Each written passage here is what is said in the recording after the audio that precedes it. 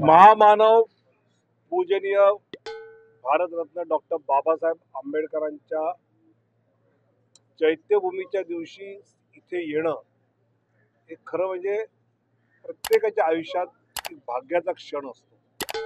इथे आल्यानंतर एक वेगळी ऊर्जा मिळते, एक वेगळी प्रेरणा मिळते आणि मला असं वाटतं की हे वर्ष पूजनीय बाबासाहेबांनी जी घटना या देशाला दिली त्याचं 75वं वर्ष आहे।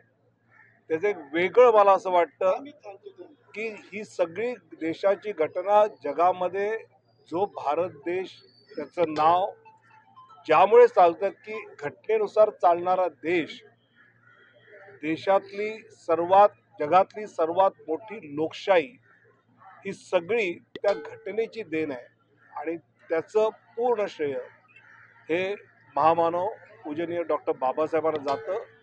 आज त्यांना वंदन करताना त्यांनी जे काम सुरू केलंय ते अधिक गतीने पुढे नेलं पाहिजे याची प्रेरणा आणि ऊर्जा मिळते आणि कालच नवीन सरकार या ठिकाणी स्थापन झालंय, ते बाबासाहेबांची स्वप्न पूर्ण करण्याच्या दिशेने गतीने काम करतील हा माझा विश्वास आहे।